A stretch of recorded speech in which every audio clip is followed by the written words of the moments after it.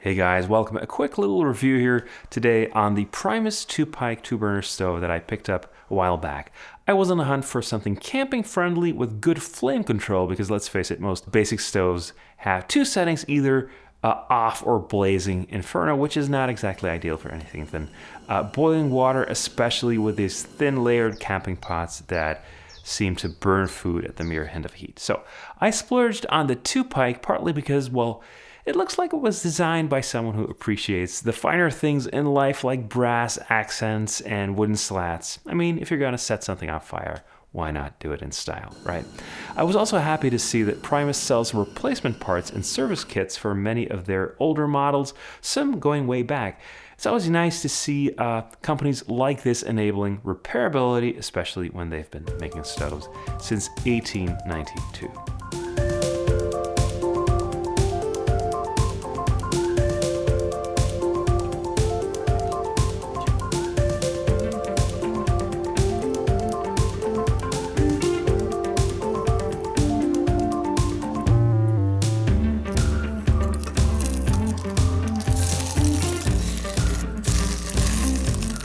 Before we dive into the features and whatnot, and spoiler alert, it's basically a great stove, I did hit a snag early on. On our first camping trip, the left burner worked fine, but the right one was in House of the Dragon mode, burning red and leaving soot all over the pans. No fun. So I reached out to Silva support, who were friendly, though not always very responsive, and I ended up cleaning the burner with a can of compressed air, and that seems to have tamed the dragon. Not the kind of adventure I was hoping for right out of the box with a stove at this price point. All's well that ends well, but since this happened right the first week we used it, I'm going to dock some points for subpar quality control. At these prices, there's just not much of a margin for hiccups. Fixing that small issue did give me some appreciation for the build of the Tupike. A stove like this obviously is not terribly complex. You don't have to be an engineer to see what's going on the inside, but you can tell that it's well put together and solidly built with attention to detail. It features steel legs that raise the grill to create more tabletop space and fold away for transport. My first impression was that perhaps they should have been a bit wider to create more stability, but I have come to trust the design. They snap into place, and the whole thing is sturdy enough for two heavy pans.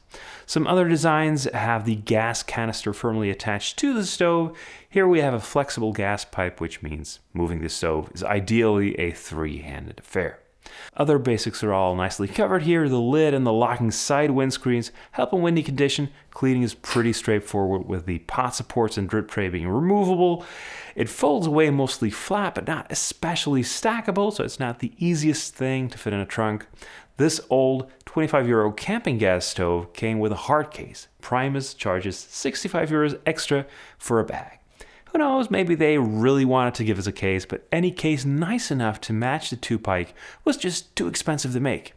Maybe, well, at least the stove comes with a non-stick griddle plate, which packs away neatly and is surprisingly useful. So, all in all, the Primus Tupike is a solid, stylish stove with a few quirks and one minor hiccup that I encountered. It's great for those who want precise flame control and are willing to pay a bit extra for a well-built piece of gear.